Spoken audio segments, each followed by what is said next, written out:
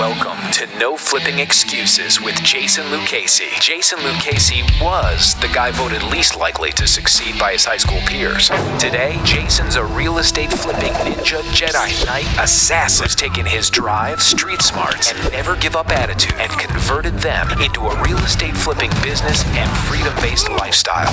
After years of being chained to a cubicle in the mortgage business, watching his coworkers go bust, customers go bankrupt, and his hairline go bye-bye, Jason decided to make a change and blaze his trail to the flipping promised land.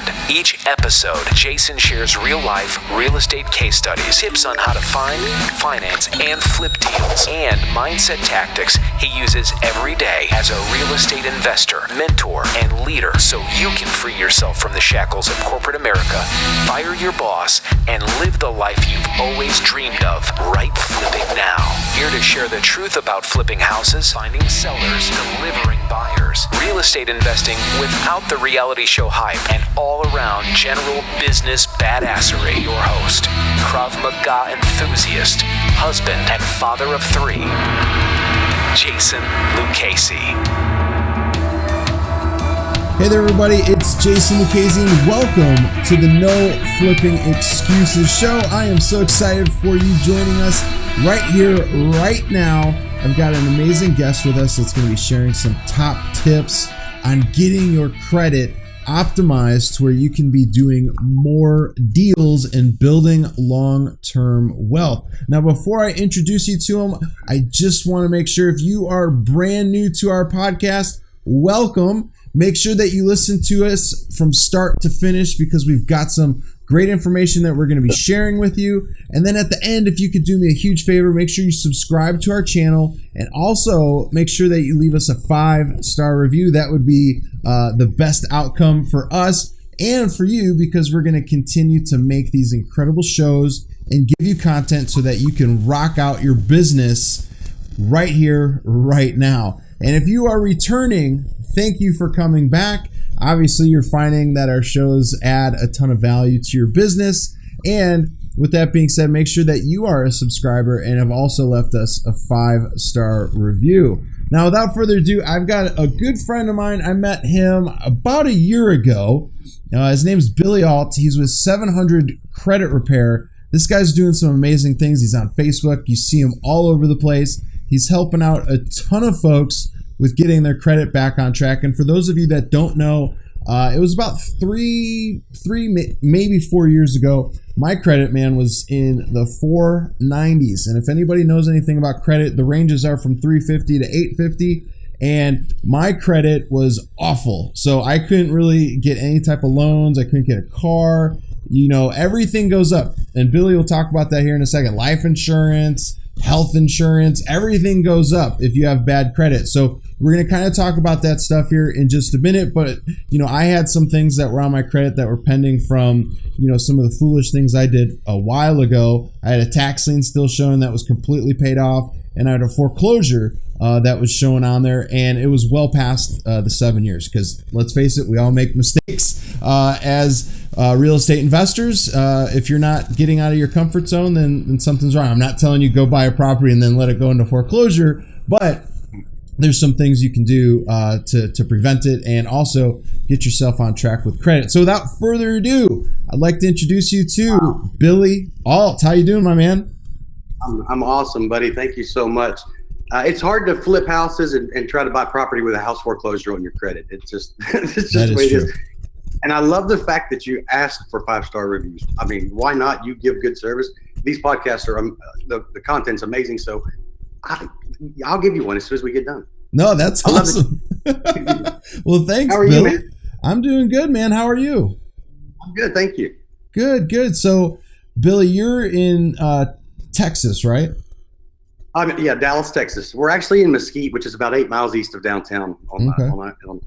Yeah. No, that's awesome, man. So tell us, how did you get into the whole credit repair business? Like, how long have you been doing that?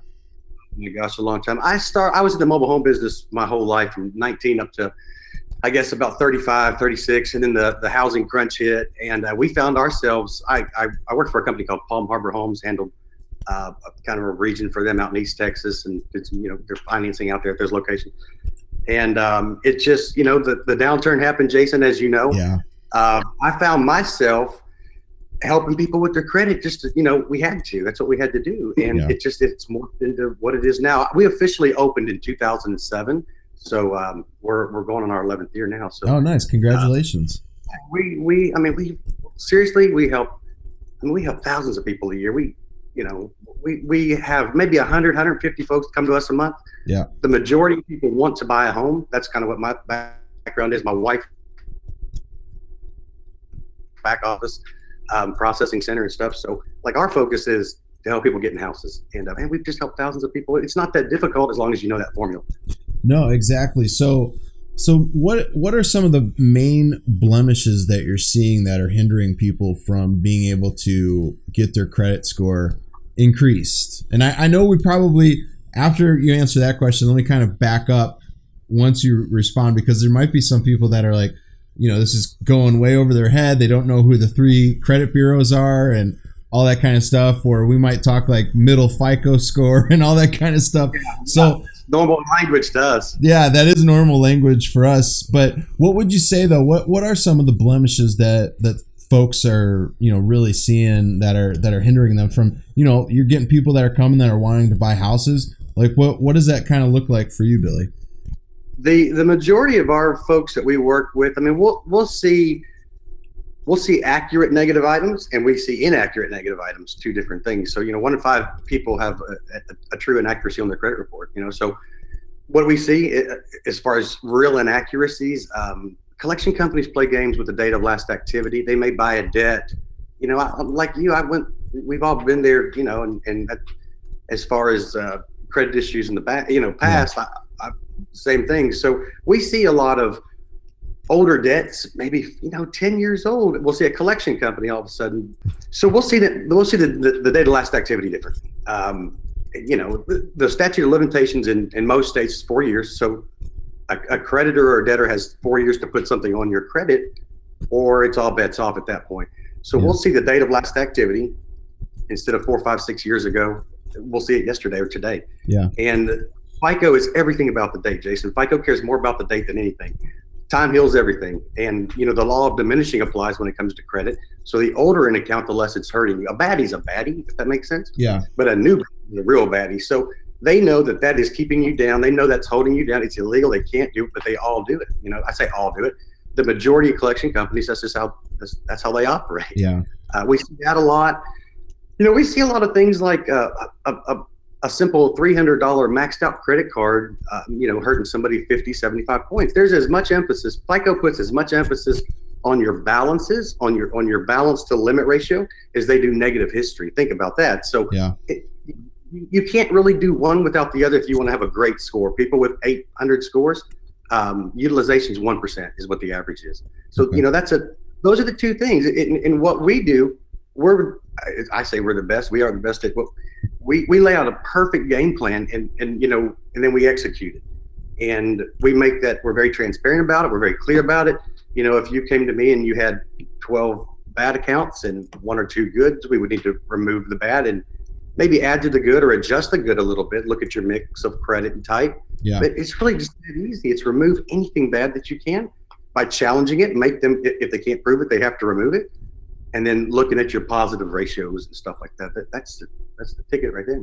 No, that makes perfect sense. And I know we've got the 3 major bureaus that, from a personal standpoint, we've got TransUnion, Equifax, Experian, and those are the main ones that are reported to when it comes to whatever type of debt that you have, either it be revolving, consumer, whatever type of debts that you have out there. You're paying credit cards, you're paying your car, you're paying your home.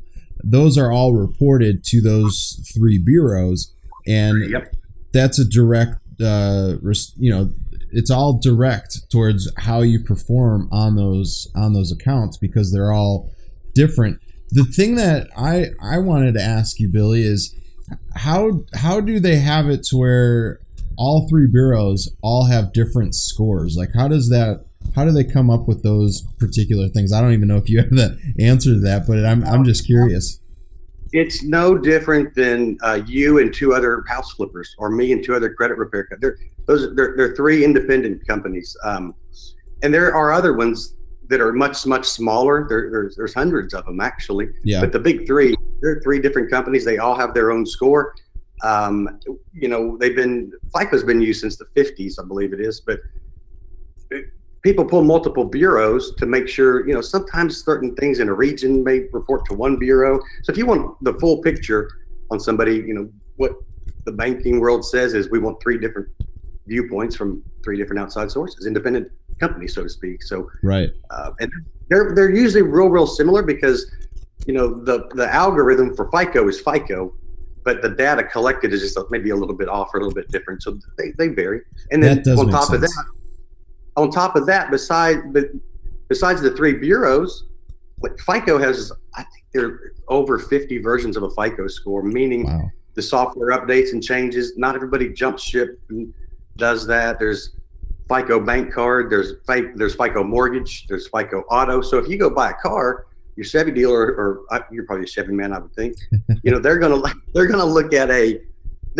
at your credit, but specifically they want to see how you pay your car debt, your car credit. Yeah. And certain people, for me, the last thing I would not pay would be my house. So a mortgage picture may be a little bit different than a credit card picture. Sure. I'm not the kind of person, I wouldn't let my house go to keep a credit card or something.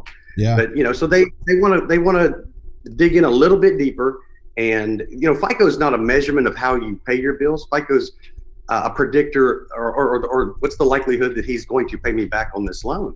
And when people get new collections, or if they have a lot of debt, or they're maxed out, it's like, whoa, pump the brakes. I got it. Just a minute. He just maxed out that credit card and has a new collection account. Yeah. And I know people will say, well, it was a $50 exactly. It was a $50 medical bill. Like, how do you not pay that? Right. It is what it is. Either you pay or you don't. It doesn't matter what it is. And FICO looks at it like that as well. Gotcha. And what we're going to discuss here coming up is some of the things that you can be doing right now to improve your credit. And there's a lot of great things out there in order to get loans to build wealth as a real estate investor. So some of the things that are coming up here in the next segment is Billy and I are going to hop back in and talk to you about some of the things that you can be doing in order to keep your score either where it is or make improvements, because we could always continue to make improvements on our credit. And we're going to be talking about that here in just a second. So hang tight. We'll be right back. Have you been struggling to close your first real estate deal? I hear this all the time, and you're not the only person in the not having closed your first deal boat. I was there, and the feeling is horrible. I can tell you on page 103 of my book, Right Flipping Now, I address how you can easily overcome closing your first deal quickly and easily without using any of your own money or credit. My first deal closed when I was on vacation. I made $26,000. You can do the same thing. Grab a copy of my book at getmyflippingbook.com and you can get your first deal closed for massive profits. I have copies of my book available at getmyflippingbook.com, and you can have a step-by-step plan for making profits on your first deal, closing within the next 30 to 60 days. Go to getmyflippingbook.com. That's getmyflippingbook.com. www.getmyflippingbook.com. Hey there, it's Jason Lucchesi, and welcome back to the No Flipping Excuses show. I'm joined by my good friend, Billy Alt with 700 Credit Repair, and we've been talking about different strategies and tips that you can use today, right now, to improve your credit. How to get blemishes off, how to really make your credit the score that you really need in order to become the real estate investor that you want, with the desired results of building wealth long term. So something crazy, Billy, that happened to me when I was really, I thought, and I'm doing the air quotes here, I thought I was doing the right thing here. I just picked up a Kevin Trudeau book on credit. Do you remember Kevin Trudeau? Actually, I do, yeah. So I picked up his book, The Credit, I forget the name of it, but it was a credit solutions book. And in the book, he was like, hey, if you've got credit cards, you don't have the money to pay them, you can settle for less than what's owed. So at the time, I'm like, oh, this is brilliant because I'm maxed out, I'm dead broke, but I just got some money from my job because I cashed out my 401k. So I was like, hey, I'm gonna pay off these debts. So what I did was, I think I had like $50,000 in credit cards. This was at probably one of the lowest times. The market just bottomed out. I lost my job at the mortgage company, and I wanted to get back on track because I had a newborn on the way, my first kid. And so I went through Trudeau's book, and I'm like, you know what, I'm going to do this. So I called up like Discover. I got a credit card from $9,000 to $2,100. But what he failed to disclose in the book was it's going to show up on your account for amount settled for less than what was owed. So, and I didn't realize it hit your score in like a really, really negative way. And like it was a blemish for a long period, a long time. So what do you like? Obviously that's not something I would recommend or encourage somebody to do, but what's your take on that position? File bankruptcy. Seriously, because if you let a credit card charge off today, they're going to chase you and harass you and come after you for probably 2 years. Yeah. Something like that. Especially, and if it's a $10,000 credit card, they're going to get a judgment. And if you ever do buy and sell a house, you're going to pay that judgment, So that's just a straight charge off. A settlement is a different story, but if you charge something off or if you settle it, it's the same difference. The zero balance does help after 2 years. But if you charge something off thinking about it, it'll take 2 years for them to really say, okay, we're done chasing you, Jason. Yeah. And then they sell it to a collection company. Right. And they're supposed to show the balance zero because now it's paid off. It was a charge off or whatever. And actually FICO recognizes that after 2 years as the current was 90 days late. Yeah. So it's not all bad. A lot of times you don't want those to be removed. And if you're looking at score issues, yeah, if that makes sense. But whether it's settled or whether it's just charged off, Jason, it could be a 4-year process. It could be a 3-year process because as soon as it does kind of age enough for FICO to start forgetting about it just a little bit, bam, you got a new collection account. Yeah. And then, can I cuss on this show? Can I? You can. So then those take the debt's 4 or 5 years old and they show it as it was yesterday, and it just your score just it just kills you. Yeah. So that I don't know if I'm even making sense. I'm talking in circles because it totally does, because when I did that, I was just too proud to go and file for bankruptcy. I'm like, I just came up with this money. I'm reading this Trudeau book on getting myself back on track. I'm like, and I settled with all of them. And I was like, I'm good now. I was broke again because I used all the funds that I got from my 401k, but I'm like, at least I don't have any debt. I don't have any debt. I'm good. I got rid of, the 50 grand in debt. But now I'm living on unemployment check to unemployment check. So, and the other thing is a lot of people don't realize this. When you're trying to get a job, people pull your credit. And if they see that you're not a responsible individual, that could cause you to not get your job. Which kind of leads me, Bill. Oh, go ahead. I was going to say that will cause you to not get a job. If they're pulling credit and it's less than a certain number, their hands are tied. They're looking, there's a direct relationship between the two. Between the two being a model employee. Credit, there really is. It's amazing how detailed and how dialed in a credit score what it can tell you about someone. Sure. And lawyers, a lot of companies look at that. Yep. Now I want to. I said bank earlier. The thing about we get that line confused a little bit. Bankruptcy is to save assets. So we'll have people that will say, well, should I file bankruptcy? But all they have is 25 collection accounts. I mean, you don't want to go back 10 years paying off old collection accounts. Yeah. If you have a mortgage or some cars or assets and you're struggling paying it, then bankruptcy, in my opinion, is the answer because you're protected. If you don't have assets, if it's credit card debt, and that's all it is. I mean, if you're prepared to deal with the the collectors, then, or in the possibility of a judgment, which you can always pay that off too, they settle those as well. But right. BKs aren't for everybody. I'm just saying, like, asset wise, that was what I meant, if that makes sense. No, that makes perfect sense, Billy. And one of the things that I wanted to get into here is because one of the strategies that I went down was I started doing short sales with folks. I would come in as the individual. I would find out that they were late on their mortgage. I would come in, I would talk to them about doing a short sale. And one of the things that I started discussing with them is the difference between having a foreclosure on your credit and having a short sale. Because you could rebound pretty quickly from a short sale versus a foreclosure, because we just talked about the whole job thing. Imagine having a foreclosure on there, because I heard with a foreclosure on your credit, you could actually lose security clearances. Like if you have like a job through the government, you could potentially lose security clearances, which you could lose your job at that point, because a lot of the government places that do require that, they do a soft pull, and we'll talk about a soft and a hard pull here in a second, but they do those, I think, on like a quarterly basis with their people, just to make sure like everything's on the up and up. So have you experienced like having to talk with somebody like the difference between like a short sale and like a foreclosure on the credit?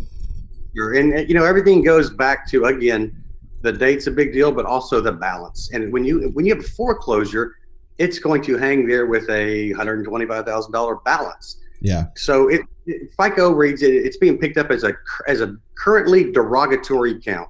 And when you're behind on a house payment, a car payment, or a $10 credit card payment, you have a hole in the boat or a hole in the bucket. Like it's not going to float or fill.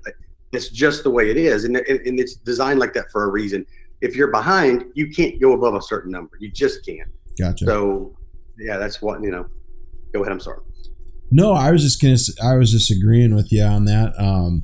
Because I remember, I would tell folks like, hey, if we did a short sale, it's probably going to knock your score anywhere between 50 to 150 points. But, I'm not a fortune teller. But with the foreclosure, though, Billy, that's like what, like 250 points that it knocks it down at a minimum? Yeah, both of them are bad. But the good thing about a short sale, once the short sale, once it's made, it's kind of like a settled charge off. So, yeah, it wasn't good, but it's no longer bad. Right. A foreclosure, it was bad and it is bad. So obviously, but you will absolutely rebound from a short sale much quicker. I'll tell you what, what we see a lot too on that is we'll see a balance, and people don't even realize it. So a short sale, it was sold. If I'm the bank and I sell $125,000 asset, whatever balance for 75, I choose to write that 50 off.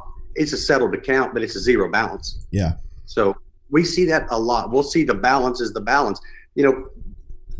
A lot of companies are quick to put stuff on credit. They're not real quick to pull it right back off. That takes effort, and they don't really want to put in effort. That costs them money at that point, so they just let it ride. And we see that all the time. So if anybody out there has any questions or whatever, we call us and we'll look at it. We do free credit analysis for people, and we see that stuff all the time, and it's frustrating because it's not right. You settled, you agreed to this, and now you're holding me down still like it's 125.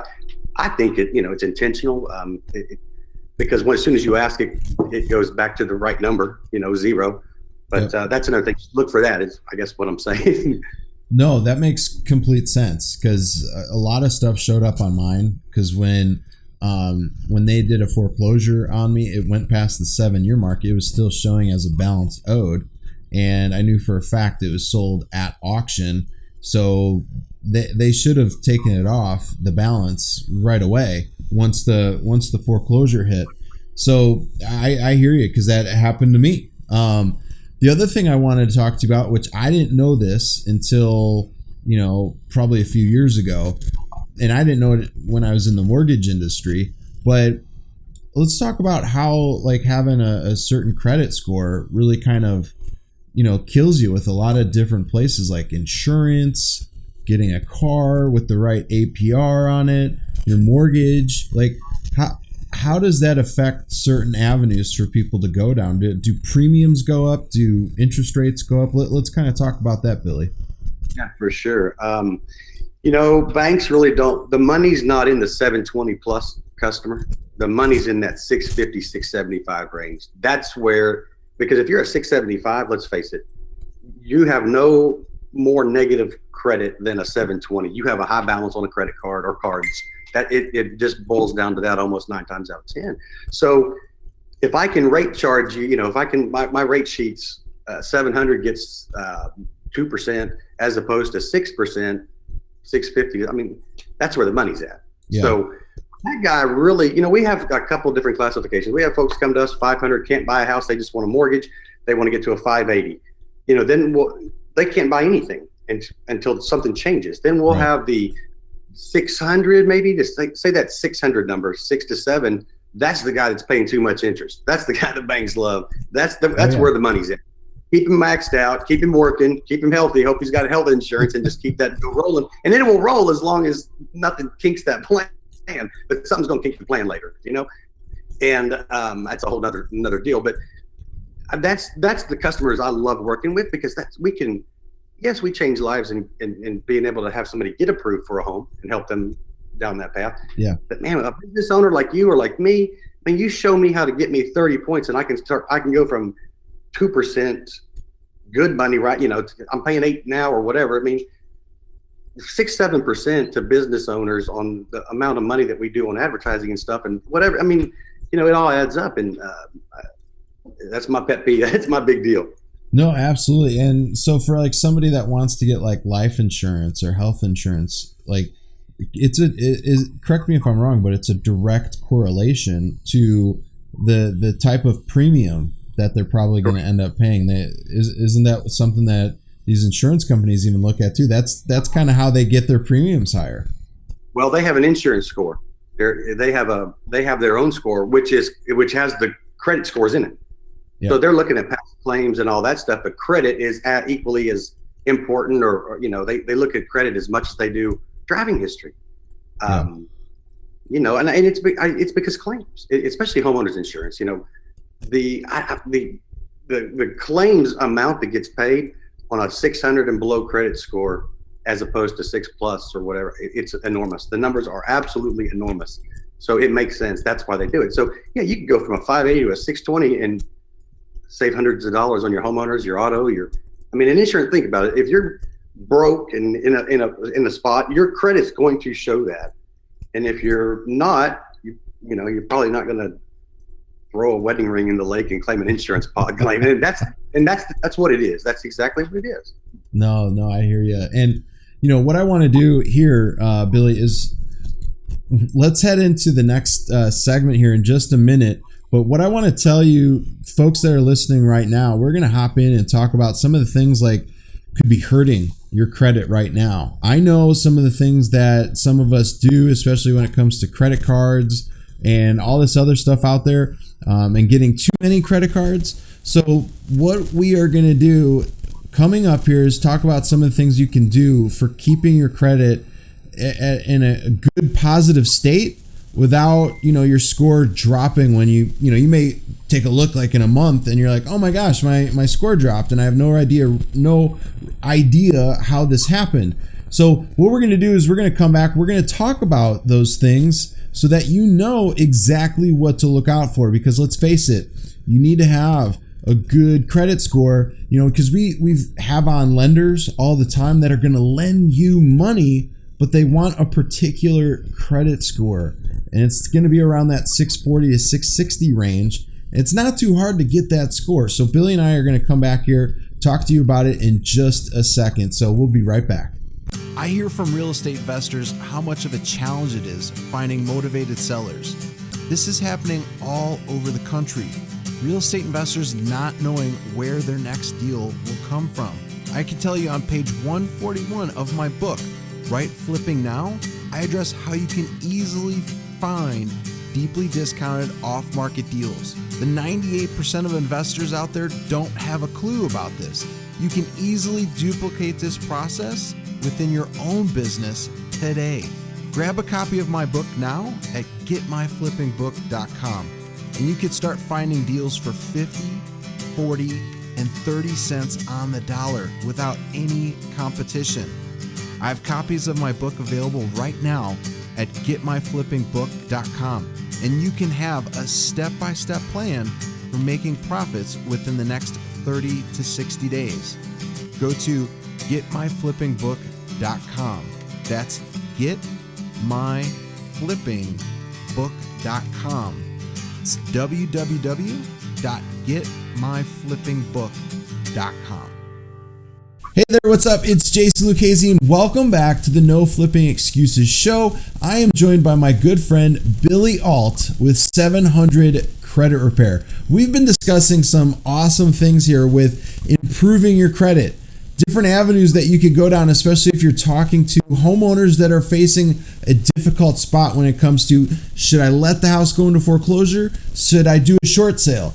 There's a lot of different keys that you need to understand here when you're talking to folks, and especially for yourself, your personal credit. And that's what I wanted to talk to Billy about in this particular part of the show, is some things that you could be doing right now to make the improvements needed on your credit. So Billy, let's talk about this, man. What would you say, say for instance, I have 4 different credit cards. And let's just say there's nothing wrong with having 4 different credit cards, but the main killer is, let's say I've got a max on there of $10,000, and all of the cards are over, let's just say 65% of the maximum amount that I'm allowed to take out. Where am I at? Am I putting myself at risk to lower my score if all I'm doing is maybe making the minimum payment plus 25% to take a little bit off of the balance? Like, where am I putting myself? Is that a bad spot to be in with cards above 50%? Yeah, it's not good. It depends on how old the card is. It depends on the part of the algorithm is your time on the bureau, age of account. So they look at that also. If it's a 6-month-old card, yeah, that's bad. That's real bad. But we say 50%. Actually, if you, for score purposes, you want to be at 30%. That's good. 10% is better. 1% is the best. Yeah. But now if you've got, I say me and you, I don't want to drag you in on this. I'm getting old. I've got a long history on the bureau, So me being maxed out with an 800 score and somebody being maxed out with 2 years average account history and a 600 score, that's 2 different numbers. And FICO understands, you know what I mean? They recognize that history. So, but still, it's different calculation. It's not a true revolving card like a Visa is. Would you say it's more like an installment type of a card? It is, but it's recognized as revolving, and I believe it's actually in the ratios. The balance is in if you look at your report, you'll see your total installment debt, revolving debt. It's calculated in revolving, but the code on the account's not a minimum monthly card. It's recognized. Interesting. No, that's interesting. Because I remember back in the mortgage business, when I would see somebody's American Express card showing up, it would say the minimum payment was the amount that was actually owed. And I'd be like, oh man, you got to pay this off because this is ruining your debt to income ratio. There's no way I'll be able to get you approved for a loan. I started selling mobile homes when I was 19 years old. And early on, it's the same thing. We'd be like, oh my gosh, you have a $9,000 monthly payment. We'd be showing other salespeople. They have a $9,000, but no, they have a $9,000 card they're going to pay off next week or what, So. Right, exactly. So those are some of the things. Let's say, I'm just getting back on track right now. What would you recommend for somebody they just got everything paid off, the account is clear, there's no open items on their account now. That was my problem because I always just paid for things in cash. And then I'm like, you know what? I really need to start improving my credit. So I started just getting some cards to just put little balances on. And that kind of helped out with getting my credit score increased. So what would you recommend, Billy, for somebody that's wanting to get their credit back on track? What would you recommend to them? What's going on now that's changed? FICO is not giving the value or the points or the additional points for accounts that are revolving accounts that are less than $2,000. Yeah. So when we have a client call us, we do a recommendation sheet and we kind of spell out and show them exactly what to do, if that makes sense. Yeah.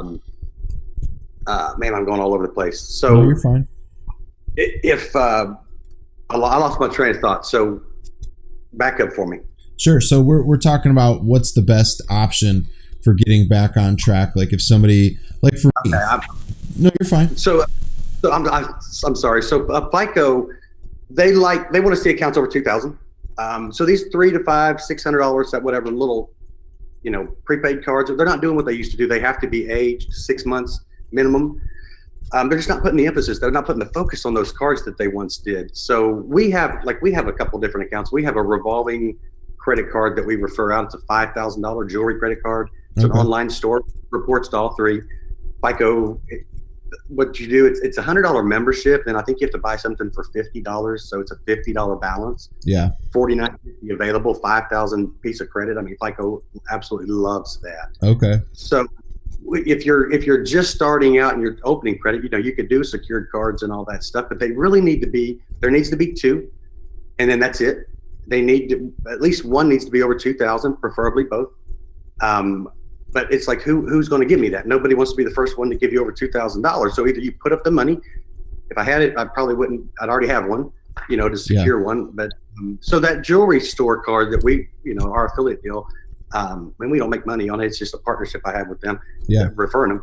That's a great account because again, $5,000, $49.50 available on paper, and then $50 balance or whatever, something like that. So that's pretty good. We use that a lot. The most you can put on that card, I think you can start out with like up to maybe 500. So, if you go out and get a brand new credit card that's $300, a tank of gas and something else, that thing's maxed out. So you really can't even use it. Right. The beauty of this, you're always going to have that big, nice spread that FICO likes. And I'll see that create 50, 75 points over and above what we create from deletions. If anybody wants it, we don't give it out. We give it to our clients, but if anybody on your show that needs that account, I can send you the link, or like they can email me and I'll send it back or whatever. If anybody wants that, I have 2 accounts like that actually. Oh, wow. That's pretty cool. Yeah. We'll be giving out your information here in just a little bit. So for those folks that, want to reach out to Billy and his team, we'll have his contact information here available in just a second. So if I'm getting this correct, we really need to have a minimum of 2 cards that are active. So 2 active trade lines that we need to have on the bureau in order to improve our credit. Correct.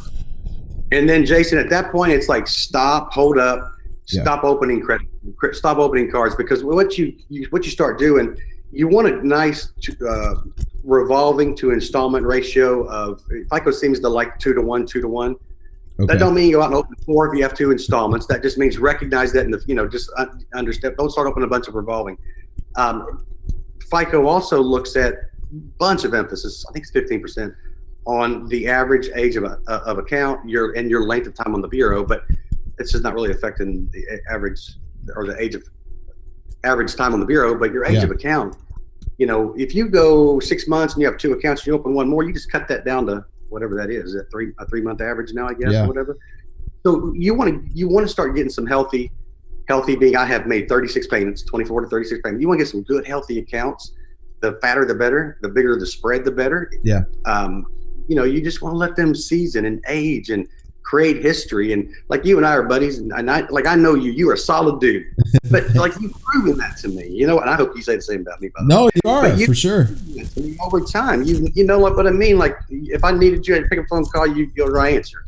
Yeah. And it's kind of like that. It's like, as these accounts age, you become better friends. They're healthier, they're better. And like, this guy's not desperate going out and opening all these accounts and like, there's a reason people do that, and FICO understands that, and that measurement it's very accurate. So, you just kind of sit back and wait.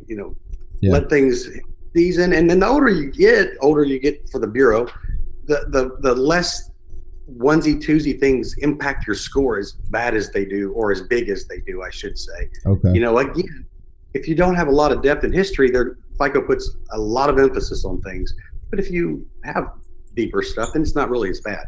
No, absolutely. And the point I was trying to get there is, a lot of folks, they're like, oh man, my credit's so shot right now, and they don't feel like there's a point of return. And trust me, I was in that boat not that long ago, and you could get yourself on track. It's not that hard. So many folks like we talk to, Billy, especially in the real estate space here, is they're like, well, do I have to use my credit for anything or anything like that? Like, most of the time you're not going to have to, especially like if you're wholesaling properties or if you've got a private money lender that, you can do lending for you. But once you really want to start creating that wealth for yourself, down the road, you are going to have your credit. So like Billy was saying, get some seasoned accounts that are available to you. But Billy, were you going to say something? Well, I was going to say, a private money lender, to me, that's the floor plan source or something. That's somebody going and getting the bank money at 2% and charging you 10, right, and taking 10% down or 10,000 down or whatever. And if you don't pay it, hey, that's great. Get it. Like I'll take my equity now. I mean, that's a no-brainer. In real estate, that's a no-brainer. Yeah. So to let somebody do that to you over a $500 or $1,000 worth of credit repair, that's bullshit. I mean, it's so easy to fix. So if you're dealing with if you're somebody living in a house dealing with a slumlord, or for lack of a better term, if you're a flipper or an investor and you're dealing with somebody who's, giving you money at 12, 15, 18, I mean, cut the middleman out and go straight to the bank, because that's who's making all the money. And I do that. I think you do that. I mean, and it's based on a number. It's based on a healthy number that I know exists, and I know how to manipulate and keep where I need to keep it.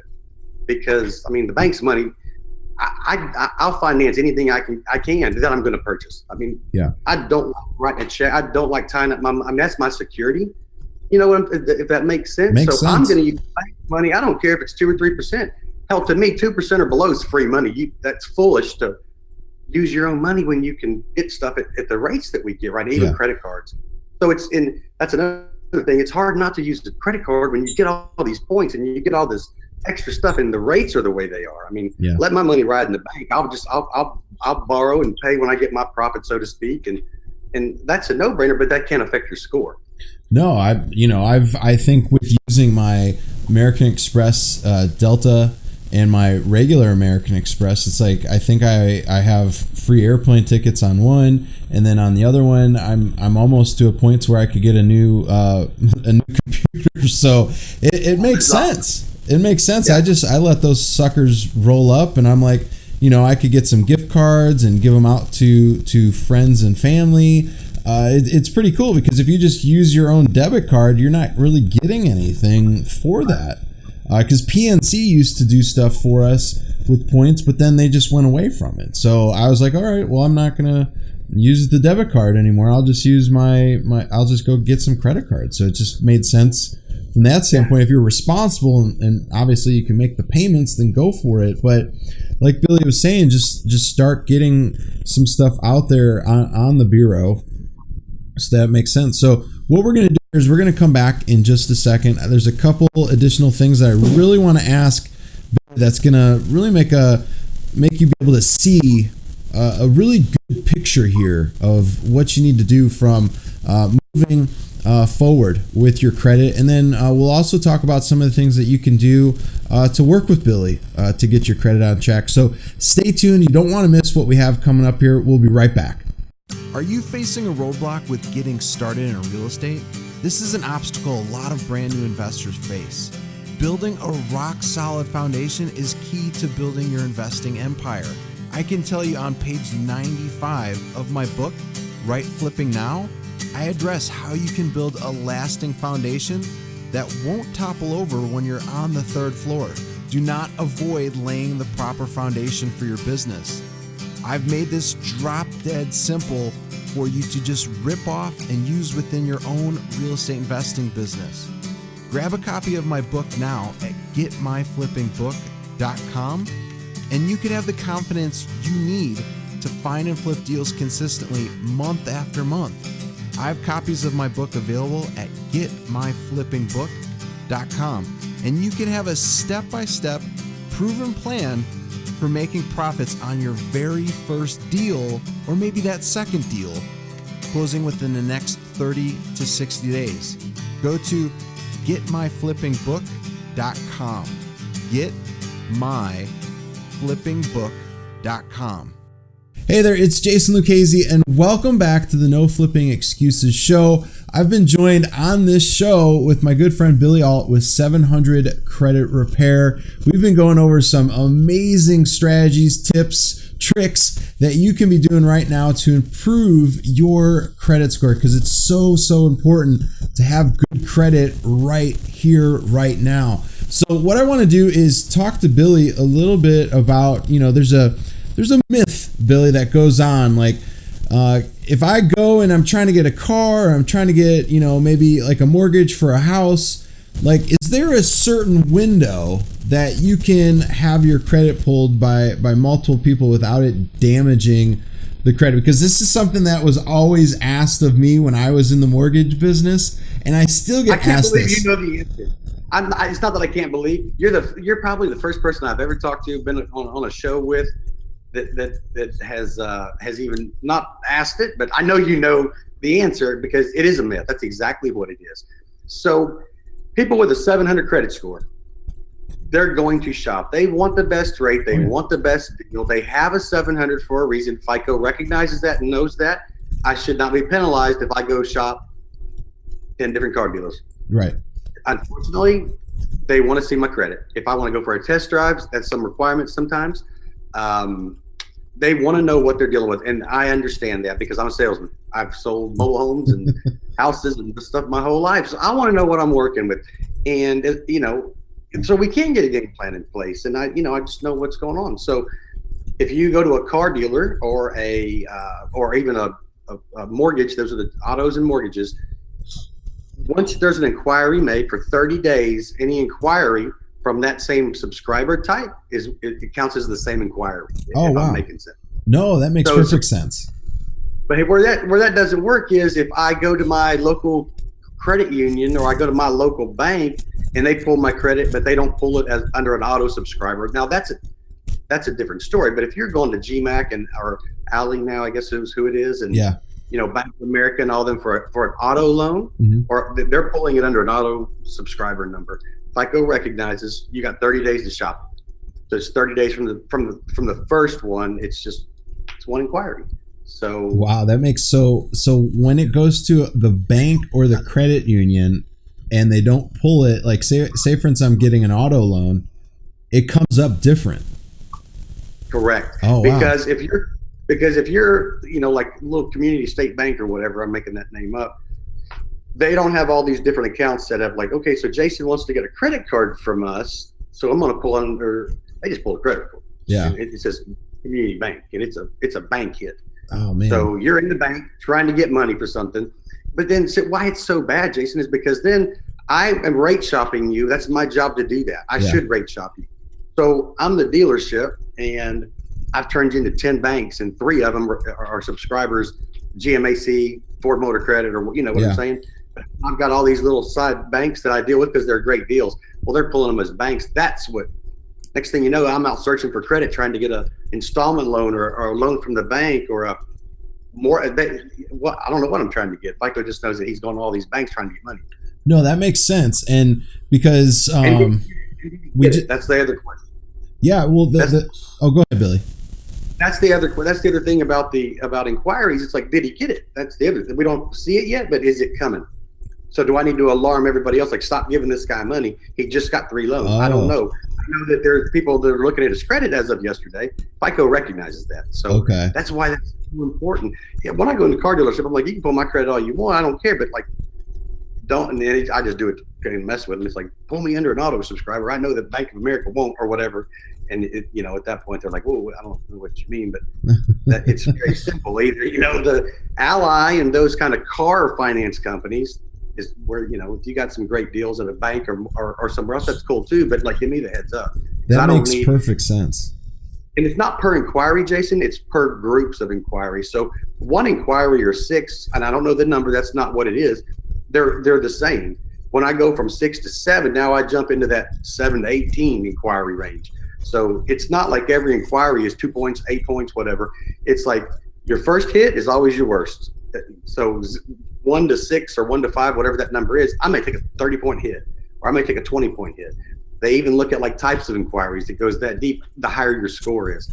But like at a 6 to 650 level, they don't. But so that's the other side of the other side of the coin. Wow. So hey, that's definitely something new for me. That's great. And let's explain the difference too, because I know I was talking about this a little bit earlier, and I want to make sure that I brought it back up. But if you can, Billy, can you explain the difference between somebody doing a soft and a hard pull on you? So on a soft pull, employers, that's not a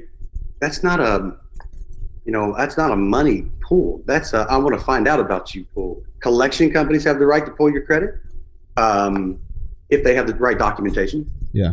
Meaning they bought a debt. It's soft pull. It gets an inquiry so you can see it on your credit report, but it's not in the he's trying to buy something. It's going to affect the score inquiry. So you got the hard and the soft. Hard is you're trying to borrow money. Yeah. Soft is you didn't pay your utility bill. I need to get your address and find out where you are. So I'm gonna pull your credit. I'm gonna look at your previous addresses and see if you went back home to mama or where you at. That makes sense. Perfect. So, that's great. Perfect. No, yeah, it makes such sense. And we all complain about the big three and all. It's unfair, but it makes sense. It flat out makes sense, and it's accurate. And what I've been seeing a lot is the insurance companies will actually do soft pulls. They're not necessarily doing hard pulls, right? Like if I wanted to talk to my person about getting automobile insurance or life insurance, those folks are kind of just doing like the soft pulls. And does that hurt the credit at all by doing a soft pull? No, not at all. Does not affect the score at all. What they're looking for are, it's one thing if I'm not a score-driven insurance company. It's one thing for you to have an $80,000 charge off 4 years ago versus yesterday. If you're in debt, you're delinquent on a mortgage, you're delinquent on this, you're behind on this. There's no way I'm going to insure you. I mean, yeah. I don't want you to go out and run out in front of a truck and they have to. Like you're at risk. There's something going on over here, and so that's why. And it's kind of comical, really. But it's just so damn accurate. It's not even funny. No, that's great. And we could continue to go on and on and on this particular episode. Billy's got a wealth of knowledge with the amount of just the wealth of information that you can get from this guy is just tremendous. And this has been a great show. Billy, for folks that want to reach out to you and continue the conversation with you and your company, what's the best way that they can reach out to you, my man? First off, thank you very much for that. I appreciate the compliment, the kind words. Also, I have a book coming out and we're thinking a week or two maybe, but sweet. If anybody, I'm fired up about it. And it's not really a how to fix your credit book. It's my belief that there's a direct correlation between a good life and a good balance and a good career and credit. If you want to be, you cannot be somebody, you can't have a credit life and be successful in business or as a father. I have 5 kids. Like being a father is what my life's been about. And it's just, I just can't walk the path I want to walk in front of my 3 boys and 2 girls with bad credit. I hold my head a little high, and I believe there's a direct correlation between the two. So that's what the book's about a little bit. It just kind of bounces my story, where I've been, my background. But if anybody would like it for free, I'll give it. I'll send it to you. So you can reach out to me at billy@700creditrepair.com, and it's Billy at 700creditrepair.com. It's the number 700. If you'll shoot me an email, I'll as soon as the book drops or whatever, I'll send you anybody. That's awesome. That mentions. Yeah, if they mention you in your podcast, I'll send them a copy. I also have an ebook, and if anybody wants the ebook, they can just email Billy at 700creditrepair.com, and if in the subject line you'll put ebook, it can be all caps. It doesn't, just write ebook, and we'll send you one right back. That's amazing. So if you want to, that's more of a tip and all that stuff. I'm sorry, that's more. My ebook is like it's a how to fix your own credit, how to repair your credit. That's awesome. It's got a lot of good tips and tricks. It's pretty big too, so there's a lot of good stuff in there. So guys, I would take advantage of this opportunity. Billy's got the ebook and his upcoming book that's going to be available. Highly encourage you to do it. Billy has a lot of great information that he shares. He's been doing this business for a while, The only thing that I've ever seen on his Facebook is 5-star reviews of people that he's gone above and beyond for. So those are the types of people that we like to have on here, is people that, don't overpromise and underdeliver. Billy's one of those types of people where he over-delivers, and he did on this episode with us here. He's given us a ton of information that you could take right now. Knowledge is knowledge if you have it. It's a different thing if you take it and take action with the knowledge that you have. So with the information that Billy shared with us here on this episode, don't just be like, oh, I just got some great information from Billy, but actually go out there and use it, because I promise you're going to see differences happening within your personal life and within your business. So make sure you head on over to 700creditrepair.com. Shoot Billy an email and let him know that you listen to the No Flipping Excuses show. He'll get you a book sent out by going to Billy at 700creditrepair.com. But Billy, any final words that you have for our listeners? No, just, we're very passionate at what we do, and we don't look at our customers like a social security number. We're not a dispute letter mill. We do unlimited letters. We're custom everything we do. And I guarantee I talk to my customers I'm not today because it's crazy in my office, but like if I hear my guys say, oh, this customer needs 2 more points, like I get that file and we find it. Yeah. My girls in the back in my back office. I mean, I've got a couple that have been with me for 5 years. Like, we don't take no for an answer. Yeah. If we get a verification back, it's like, oh, it's not, it's just a little bump in the road. We shift lanes. We play hot potato. We don't accept anything. Yeah. We take nothing but a no is all we want. And like, we'll fight that hard for you. And, again, Jason's a good friend of mine. We've been together for a while, and any of his listeners in his group, I mean, like, you're like a brother-in-law deal to me now. Like, I'll take care of him. I'm serious. Like, we all get, if you call my office and mention you, my guys will take care. Like, you're going to get the red carpet. We do that with everybody, but like, you're in our network, in our circle. And so anybody out there, if you want us to look at your credit, go over it with you, tell you what you can do. I mean, I won't write it all out and give it to them. I don't mind looking at stuff, saying, yes, we can help. No, we can't. Or here's what you have to do. And utilize me. Call me at 972-279-0444 is our office number. And any one of our portfolio managers can help you guys out too. Oh man, that's awesome. Thanks again, Billy, for being here. For those of you that are on, if you need anything from us whatsoever, you can call us at 317-900-1307. Or if you want to shoot us an email, it's support@jasonluchesi.com. And I know the last name is a little tricky, so I'll spell it for you. It's LUCCHESI. So support@jasonluchesi.com. Again, thank you so much, Billy. Thank you for everybody that's on right now. If you need anything from us, we're here for you, my friend. We want to make sure that you're getting the support that you need. But other than that, we will see you on the next episode. You take care. Have a great day. Bye now. Thanks for listening. For show notes and links to anything discussed on today's program, visit noflippingexcuses.com. If you'd like to call the show, dial 317-900-1307. 24/7. Leave a message with your first name and where you're calling from, and include your question, comment, or concern.